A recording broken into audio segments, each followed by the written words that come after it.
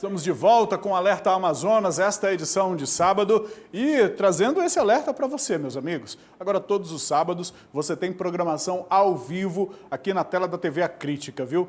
Todos os sábados você tem os programas sendo produzidos, os programas jornalísticos. Hoje, mais cedo, no Alô Amazonas, nós estivemos lá na comunidade Nossa Senhora de Fátima 1, percorrendo as ruas da comunidade. Você acompanhou aqui mesmo na tela da TV A Crítica o Mário César Filho com o Alô Amazonas, trazendo as informações no horário que era de segunda a sexta-feira, agora também de segunda a sábado. Mais tarde você também acompanhou o Magazine e agora o Alerta Amazonas. Hoje nós estreamos essa programação no sábado e desde já agradecendo a sua companhia, a sua audiência, as pessoas que estão cada vez mais ligadas nos problemas locais, na programação local. Este é o nosso objetivo, esta é a proposta da TV A Crítica, trazer mais e mais a programação, botar na tela, colocar na televisão o que é da nossa terra, o que é local, produzir da nossa comunidade para a nossa comunidade, porque este é o lema deste grupo de comunicação desde que ele surgiu, está de mãos dadas com o povo e hoje nós estendemos essa programação até o sábado. Portanto, no próximo sábado também e assim nos sábados seguintes, nós estaremos juntos aqui também a partir das 6 da tarde com o Alerta Amazonas e agradecendo desde já você que nos assiste aqui na capital, na região metropolitana, no interior e também pelo A Crítica Play, o nosso aplicativo gratuito. Você pode baixar aí no seu celular, acompanhar a programação ao vivo, verificar os destaques lá daquilo que é produzido por toda a nossa equipe de jornalismo. Lembrando do nosso canal direto de comunicação com a nossa produção, que é o 984005545, é o WhatsApp. Você pode mandar o seu vídeo, sua mensagem de áudio, o seu texto falando da sua denúncia, a sua sugestão de reportagem, que a nossa produção, inclusive nos sábados, está a postos para falar com você. Nos domingos e feriados também, hein? Vamos seguir? Mais um caso de homicídio foi registrado, viu, no centro da cidade de Manaus. Uma vítima foi esfaqueada, pelo menos 13 vezes. Não apenas um homicídio, mas um homicídio violento. A Amanda Amorim vai contar essa história pra gente. Um crime que ainda segue como um mistério para a Polícia Civil, que já começou a colher informações sobre esse caso. O homicídio foi registrado por volta das 3h20 da madrugada deste sábado. O homem ainda não foi identificado, mas aparentava ter entre 20 a 30 anos. Segundo os policiais da 24ª Companhia Interativa Comunitária, tudo teria iniciado aqui, na Praça da Saudade, no centro de Manaus. Testemunhas que presenciaram relataram para os policiais que a vítima teria se desentendido com um homossexual. O motivo dessa discussão ainda é desconhecido para a polícia, mas o desfecho da história foi trágico. Em um determinado momento, essa vítima teria se desesperado aqui no local e tentou buscar refúgio na Leonardo Malcher, uma rua que fica aqui pelas proximidades. No local, ele foi alcançado pelo suspeito, que ainda não foi identificado. O homem estaria com uma arma branca na cintura. A vítima foi torturada no local e esfaqueada pelo menos 13 vezes. 9 facadas atingiram a região da cabeça. O criminoso fugiu do local. Os moradores da comunidade ficaram aterrorizados. A vítima ainda foi socorrida, mas não resistiu aos ferimentos. O corpo foi removido e levado para o Instituto Médico Legal.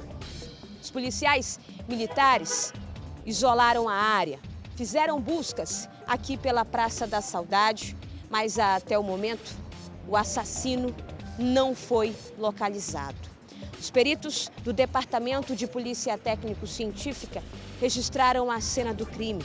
Eles conseguiram localizar a arma utilizada no homicídio.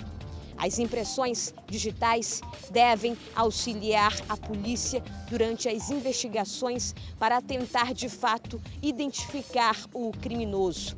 O caso deve ser investigado agora pela Delegacia Especializada em Homicídios e Sequestros, que também deve utilizar as imagens das câmeras de segurança de alguns estabelecimentos na Leonardo Malcher. A gente precisa borrar a imagem de tal forma que quase não dê para entender que há uma pessoa por lá, dada a violência desse crime, e um crime que de fato precisa ser investigado. Um jovem de 18 anos suspeito de traficar drogas foi preso em flagrante ontem à noite. A população fez uma denúncia informando que ele escondia drogas dentro de um bar. A repórter Manuela Montenegro é que acompanhou essa história e traz uma reportagem para a gente.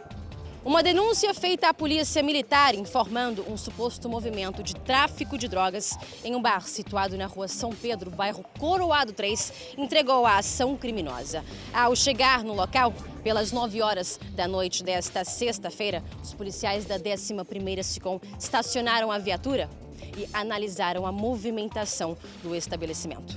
Após avistar um grupo de jovens reunido em atitude suspeita, foram realizar a abordagem policial. Durante a revista, a um jovem identificado como William Penha da Silva, de 18 anos, foram encontrados 11 trouxinhas de cocaína. E após uma breve conversa com os policiais, ele revelou que guardava o restante das drogas dentro do estabelecimento. Eles estavam reunidos num bar e essa rua ela tem vários bares que são frequentados por pessoas suspeitas de tráfico de drogas e assim sucessivamente. Então, eles foram suspeitos, foram abordados e com um deles foi encontrado 7 trouxinhas, possivelmente cocaína. Ele foi interpelado e ele informou à equipe onde estaria o restante do material escondido dentro do bar. Eles usam os bares como fachada para esconder droga e traficar também entorpecente. Onde exatamente estava essa droga, Tenente? Estava dentro do banheiro, no interior do forro. O dono do bar, identificado como Simon França dos Santos, de 36 anos, também foi detido e poderá responder ao crime de associação para o tráfico. Afinal, as drogas eram armazenadas dentro do seu estabelecimento. Ao todo, foram apreendidas 33 trouxinhas de cocaína, aproximadamente R$ 110, celulares e um cordão de ouro. A dupla foi presa em flagrante e levada até o 14º DIP.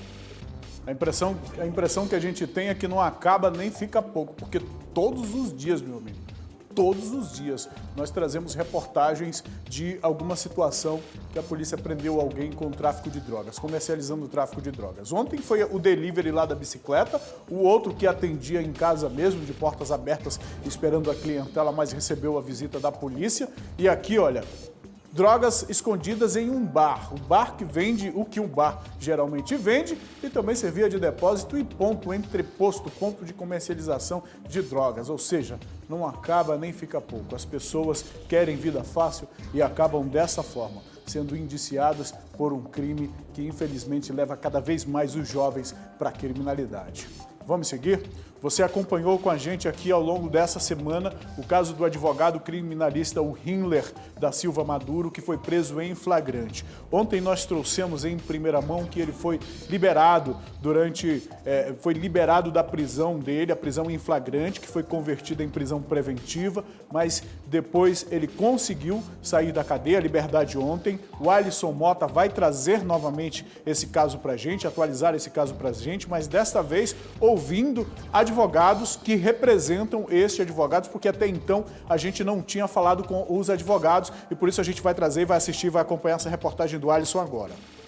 Uma decisão totalmente equivocada. Essas foram as palavras usadas pela defesa do advogado Himmler da Silva Maduro para descrever a decisão da justiça em converter a prisão dele em flagrante para preventiva durante a audiência de custódia. De acordo com os advogados de defesa que conversaram com a nossa equipe de reportagem, o cliente deles não apresentava qualquer tipo de risco à sociedade e nem feriu a ordem pública, o que foi citado pelo juiz da audiência de custódia. Ainda de acordo com os advogados de defesa, o advogado Himmler da Silva Maduro tem residência fixa e também tem fonte de renda própria, já que atua aqui na capital como advogado criminalista. Ele está em casa neste sábado junto à família, no primeiro dia depois que a liberdade provisória dele foi decretada pelo juiz da 4ª VCUT do Tribunal aqui de Justiça do Amazonas. Ainda segundo informações da defesa, foram estipuladas algumas medidas para para que o cliente pudesse responder aí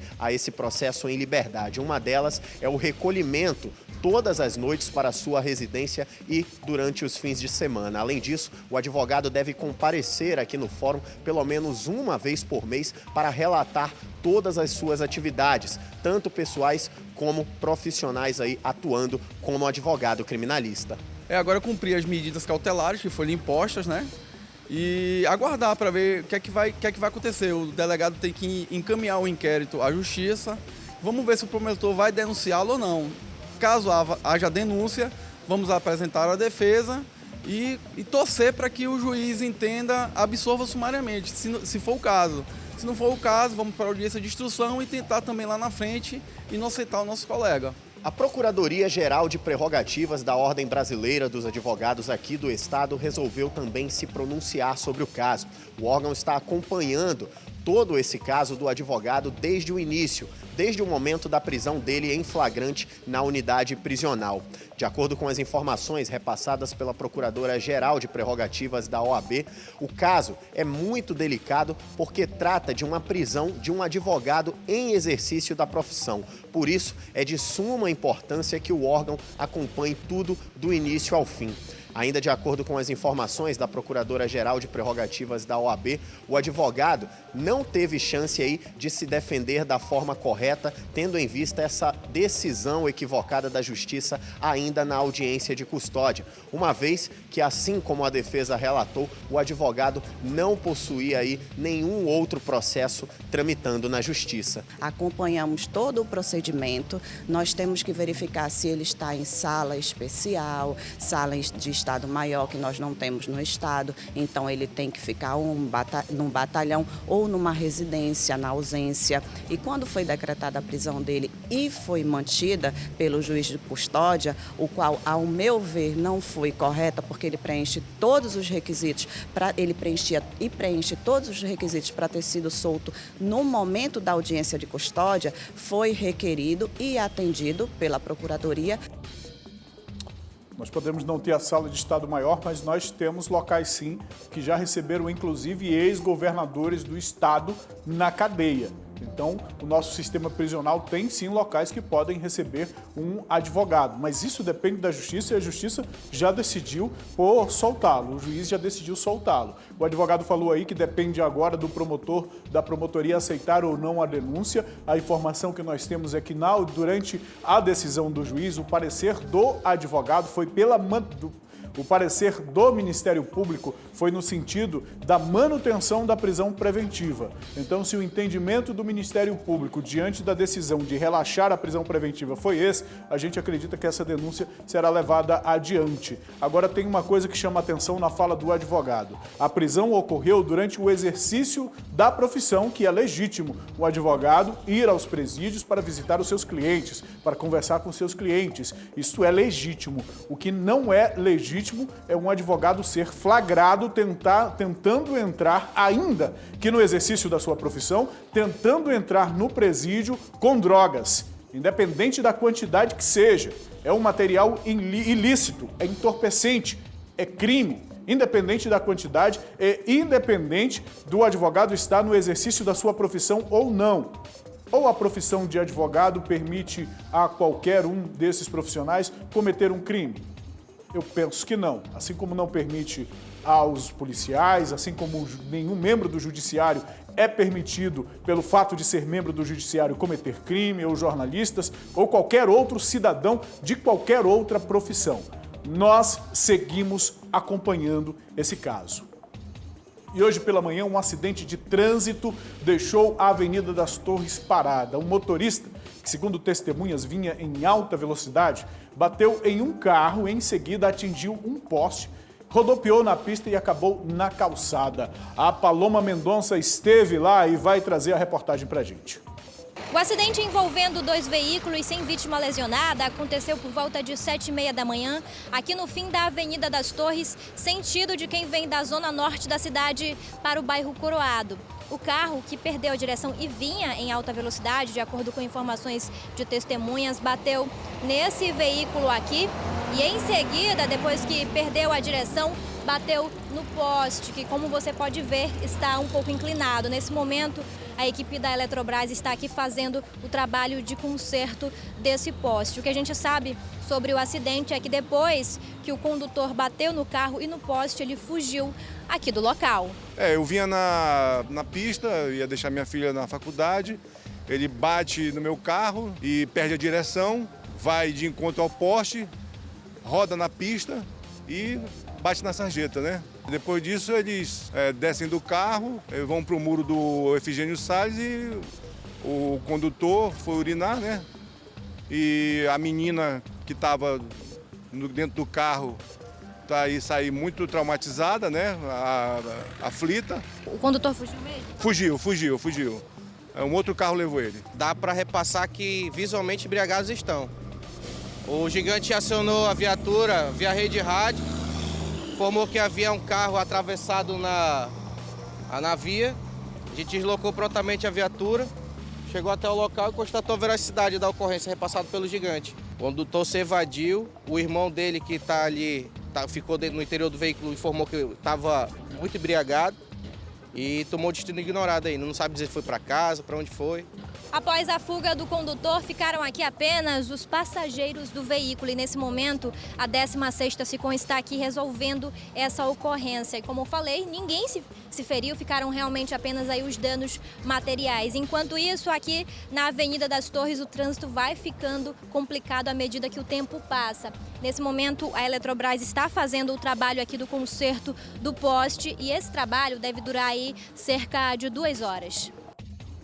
Olha só, são 3 os motivos principais, de acordo com as autoridades de trânsito, que provocam acidentes e que têm provocado as mortes nas ruas do nosso país e do nosso estado. O primeiro deles é a alta velocidade. O segundo deles é a falta de atenção, sobretudo provocada pela utilização do aparelho celular. E a terceira causa, maior causa de acidentes, é a embriaguez ao volante. Dirigir depois de consumir bebida alcoólica. Agora, meus amigos, quando você combina qualquer um desses fatores, a alta velocidade com a falta de atenção por causa do celular, ou pior, a alta velocidade com o consumo de bebida alcoólica, o resultado só pode ser desastroso. Felizmente, neste caso, ninguém ficou ferido gravemente, mas pela violência com que a gente vê. Coloca a imagem em tela cheia.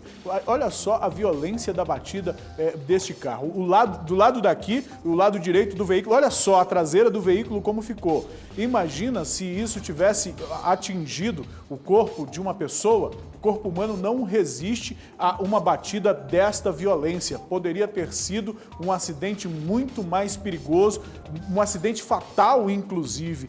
É necessário que os condutores tenham muita atenção, sobretudo nesse trecho da Avenida das Torres, quase na saída aqui com a Bola do Coroado. O trânsito aí já é bastante intenso, os veículos, mesmo nos fins de semana, os veículos aí já estão em baixa velocidade se preparando para frear no sinal. É importante que os condutores tenham muita atenção. Agora a gente vai voltar, corta para mim aqui, por favor, a gente vai voltar a falar com a Mayara Rocha, ela que tem informações sobre um outro acidente. Esse aconteceu, olha, no fim da tarde de hoje, isso é lá na Torquato Tapajós. Não é isso, Mayara? Que informações você tem sobre esse acidente? Pois é, Manuel, sábado marcado por acidentes aqui na capital amazonense. Esse aconteceu no fim da tarde deste sábado, ainda há pouco, na Avenida Torquato Tapajós, ali no finzinho já da zona norte da cidade. A nossa equipe de produção teve acesso aí a alguns vídeos, algumas imagens que mostram claramente os homens do Corpo de Bombeiros trabalhando, serrando o veículo, esse Gol vermelho aí, para retirar de dentro dele uma vítima, uma criança. De acordo com informações de testemunhas, esse acidente aí envolveu um ônibus da empresa Açaí e também um carro de passeio. Segundo testemunhas, dentro do veículo havia aí uma mulher e 2 crianças, uma de 6 e a outra de 12 anos de idade. Essa mulher, essa condutora, estava trafegando na Avenida Torquato Tapajós quando o ônibus bateu na traseira do veículo veículo e com impacto ele foi parar no canteiro central. Uma criança ficou bastante machucada, ela foi levada aí pelo SAMU até o hospital e pronto-socorro Delfina Aziz e segundo a polícia que a gente acabou de conversar, essa criança não corre risco de morte, mas a gente percebe aí, né, Manuel, através das imagens que o impacto foi muito grande. A gente não sabe aí para onde essa mulher estava indo, provavelmente com os filhos, estava indo para algum passeio, mas a cena realmente é chocante. Essa criança foi retirada de dentro do veículo e foi encaminhada até o pronto-socorro. Eu volto com você aí no estúdio. Mais uma vez, obrigado, Mayara, pelas suas informações e, de fato, as imagens são muito fortes. Pela traseira do veículo, a gente sequer consegue reconhecer o modelo do carro, ainda mais se tratando de um Gol, que é um modelo muito popular, quase todo mundo sabe reconhecer o que é o Gol, mas olhando a traseira do carro, pela força da batida, a gente sequer consegue reconhecer. Foi necessário essa mobilização do Corpo de Bombeiros, também nas imagens a gente acompanha o trabalho do Serviço de Atendimento Médico de Urgência, móvel de atendimento médico, o SAMU, que estava lá, o ônibus também envolvido neste acidente. A gente ainda não tem informações sobre as causas, nem exatamente como esse acidente ocorreu, mas no fim da tarde de hoje ainda tinha luz, isso provavelmente depois das 4 da tarde, e aí felizmente, mais uma vez, felizmente, não temos aqui o registro da morte de ninguém no trânsito, mas potencialmente este é um acidente que poderia ser muito mais grave. É necessário muita atenção, sobretudo no fim de semana, em que algumas pessoas recorrem ao volante, ainda que depois de terem consumido bebidas alcoólicas. Por favor, não estou dizendo que foi o que aconteceu aí, a gente não tem informações exatamente sobre a dinâmica desse acidente, apenas que o veículo de passeio e o ônibus estiveram envolvidos e como a gente acompanha claramente nas imagens, o trabalho das equipes de resgate, que assim como jornalistas, assim como policiais, esse pessoal aí não para em domingos, feriados e fins de semana, viu? Vamos fazer um intervalo? Daqui a pouco a gente volta com o Alerta Amazonas falando de um jovem preso em flagrante hoje à tarde. Sabe fazendo o quê? Furtando ferros de uma balsa lá no Porto da Ceasa. É a informação que a gente traz para você, informação quentinha. Daqui a pouco, depois do intervalo.